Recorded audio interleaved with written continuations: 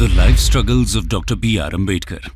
आज हम बात करने वाले हैं एक ऐसी पर्सनैलिटी की जिन्होंने जीवन में संघर्ष के द्वारा न सिर्फ अपनी एक अलग पहचान बनाई बल्कि समाज के एक बड़े वर्ग को नई दिशा दिखाने का काम भी किया।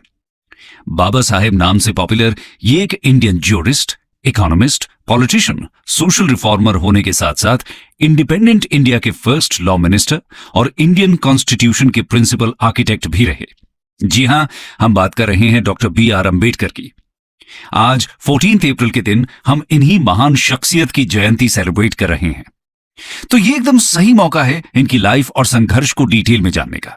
डॉक्टर अम्बेडकर के नाम और उनके काम से तो लगभग सभी परिचित होते हैं, लेकिन इन्होंने जीवन में जिन स्ट्रगल्स का सामना किया उनके बारे में अक्सर कम ही बात होती है।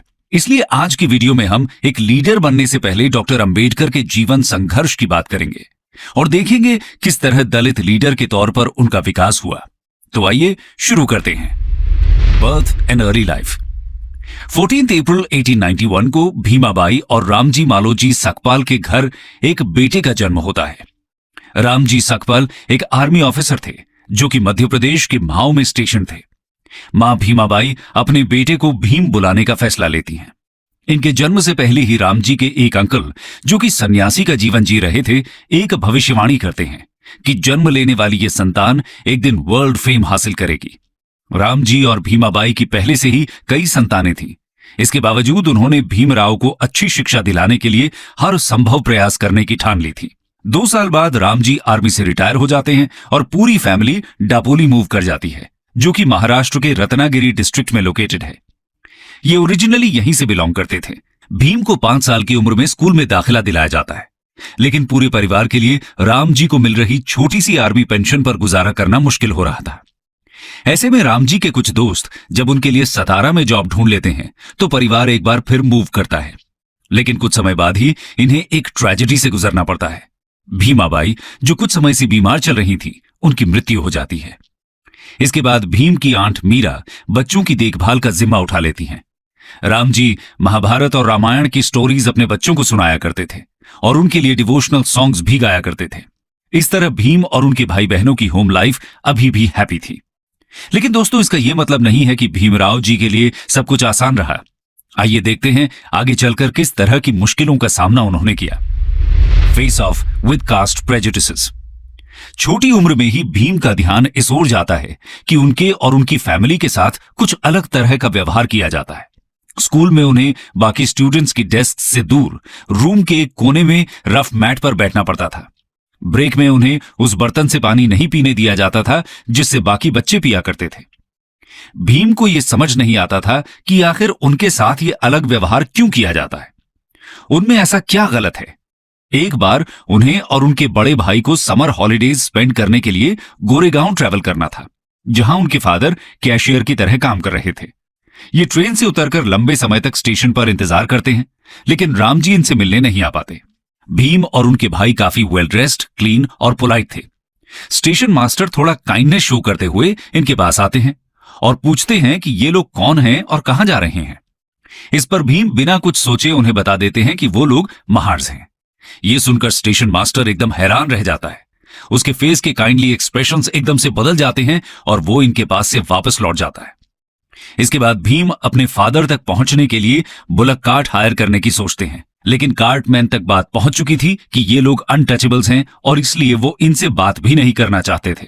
फाइनली इन्हें जर्नी की यूजुअल कॉस्ट का डबल पे करने के लिए राजी होना पड़ता है और साथ ही कार्ट को ड्राइव भी खुद ही करना पड़ता है।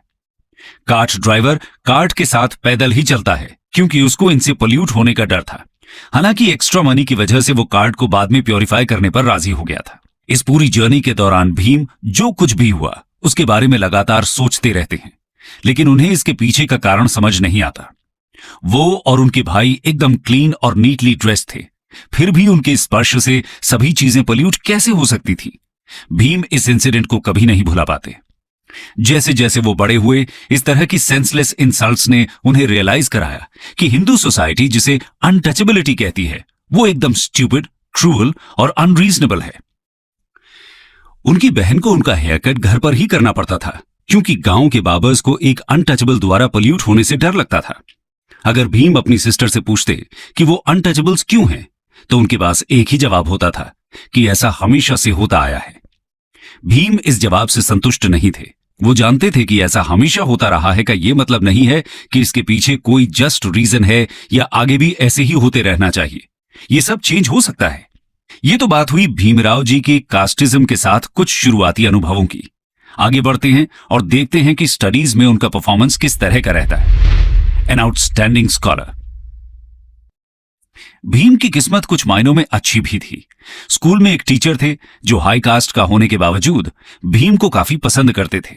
उनका नाम था कृष्णाजी केशव अंबेडकर। वो भीम की काबिलियत पहचानते हुए उनके अच्छे काम की तारीफ करते थे और उन्हें प्रोत्साहित करते थे। इन्होंने ही भीम का लास्ट नेम अपने खुद के सरनेम अंबेडकर में चेंज किया। इससे पहले स्कूल में भीम का सरनेम उनके फादर ने अंबादावेकर रजिस्टर कराया था, जिसका अर्थ था कि ये अपने नेटिव विलेज अंबादावे से आते हैं। दोस्तों, जब भीम के फादर ने दोबारा शादी का फैसला किया तो भीम काफी दुखी हो जाते हैं। वो अभी भी अपनी मदर को काफी मिस करते थे। ऐसे में वो यहां से बॉम्बे भाग जाना चाहते थे और इसके लिए उन्होंने अपनी आंटी का पर्स चुराने का फैसला किया। फाइनली जब उनके हाथ ये पर्स लगा तो उसमें सिर्फ एक छोटा सा सिक्का ही था। भीम को काफी शर्मिंदगी महसूस हुई। उन्होंने उस कॉइन को वापस रखा और खुद से एक वादा किया कि वो पढ़ाई में खूब मेहनत करेंगे और इंडिपेंडेंट बनेंगे। और अपनी कड़ी मेहनत से जल्द ही वो सबकी तारीफ का पात्र बन गए और सभी टीचर्स का दिल उन्होंने जीत लिया। इसके बाद टीचर्स भीम के फादर रामजी से आग्रह करते हैं कि अपने बेटे भीम को वो बेस्ट एजुकेशन दें। इनके कहने पर रामजी अपनी फैमिली के साथ बॉम्बे मूव कर जाते हैं। यहां इन्हें एक ऐसे एरिया में रहना पड़ता है जहां गरीब से गरीब लोग रहा करते थे, और वो भी सिर्फ एक छोटे से कमरे में।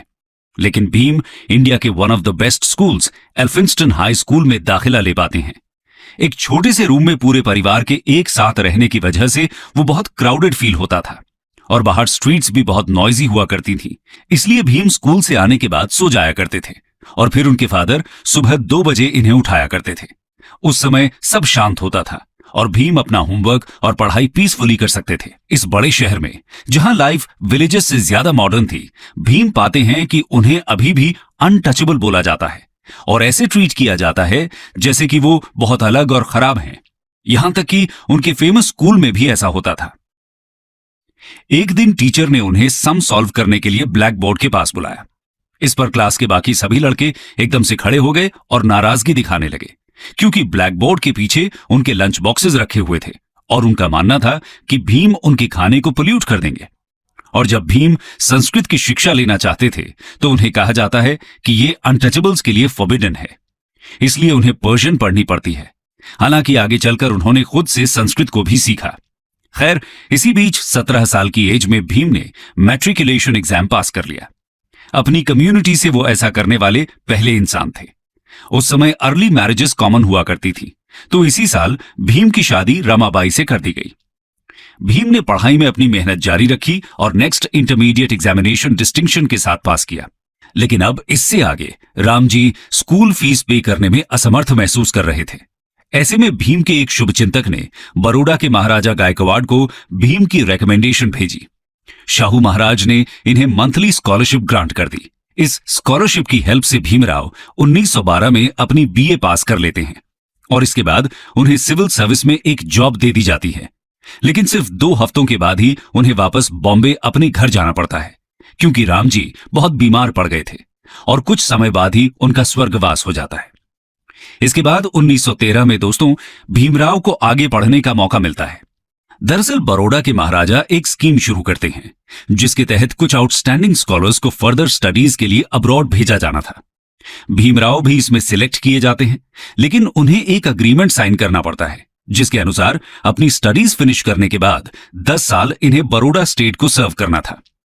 इस तरह 1913 में भीमराव यूएसए चले जाते हैं और न्यूयॉर्क में स्थित वर्ल्ड फेमस कोलंबिया यूनिवर्सिटी से पढ़ाई करते हैं।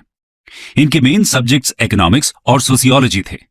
2 साल के अंदर वो एमए की डिग्री हासिल कर लेते हैं और अगले ही साल अपनी पीएचडी थीसिस भी कंप्लीट कर लेते हैं। इसके बाद वो कोलंबिया छोड़कर इंग्लैंड चले जाते हैं और वहां London school of economics join कर लेते हैं। हालांकि उन्हें कोर्स पूरा होने से पहले ही लंदन छोड़ना पड़ता है, क्योंकि स्टेट ऑफ बड़ौदा द्वारा दी गई स्कॉलरशिप एक्सपायर हो जाती है। भीमराव को 3 साल का इंतजार करना पड़ता है लंदन वापस जाकर अपनी पढ़ाई पूरी करने के लिए। खैर, उससे पहले बात करते हैं वापस इंडिया आकर उनके किस तरह के एक्सपीरियंसेस रहते हैं। रिटर्न टू इंडिया, नाइटमेयर इन बड़ौदा। दोस्तों, जैसा कि तय हुआ था, भीमराव बड़ौदा को सर्व करने के लिए वापस आ जाते हैं। उन्हें बड़ौदा सिविल सर्विस में एक शानदार जॉब दी जाती है। भीमराव के पास अब डॉक्टरेट की उपाधि थी और एक टॉप जॉब के लिए वो ट्रेन हो रहे थे। लेकिन इस सब के बाद भी उन्हें हिंदू कास्ट सिस्टम के वर्स्ट फीचर्स का सामना करना पड़ता है। ये अब और ज्यादा मुश्किल था क्योंकि वो पिछले 4 साल से देश से बाहर रह रहे थे, अनटचेबल के लेबल से एकदम फ्री और दूर। जिस ऑफिस में वो काम कर रहे थे, वहां कोई भी उन्हें फाइल्स और पेपर्स हाथ में नहीं देता था।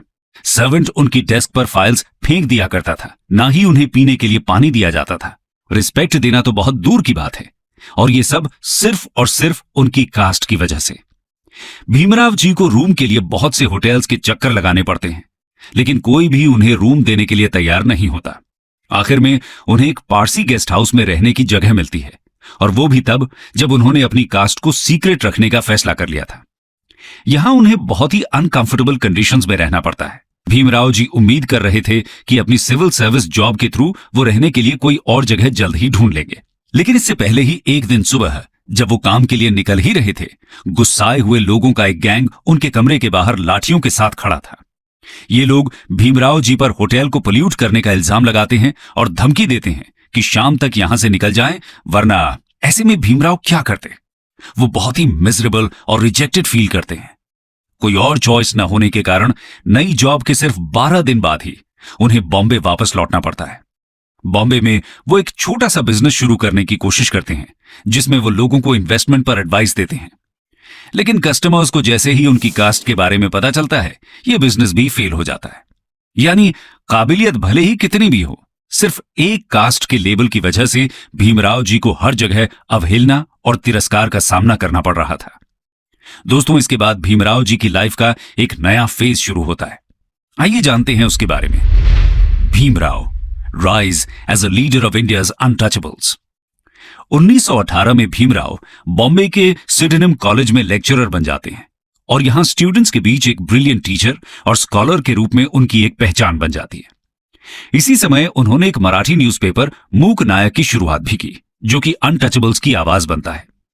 भीमराव जी ने कॉन्फ्रेंसेस ऑर्गेनाइज और अटेंड करना भी शुरू किया, क्योंकि वो जान चुके थे कि दलित्स की सफरिंग को पब्लिसाइज करने की जरूरत है और उनके इक्वल राइट्स के लिए फाइट करना भी जरूरी है। उनकी खुद की जिंदगी ने उन्हें इस संघर्ष की अहमियत समझा दी थी। 1920 में अपने कुछ दोस्तों की मदद से भीमराव लंदन वापस जा पाते हैं और LSE में अपनी स्टडीज कंप्लीट करते हैं। इसके साथ ही वो ग्रेज इन में बैरिस्टर की पढ़ाई के लिए भी एनरोल कर लेते हैं।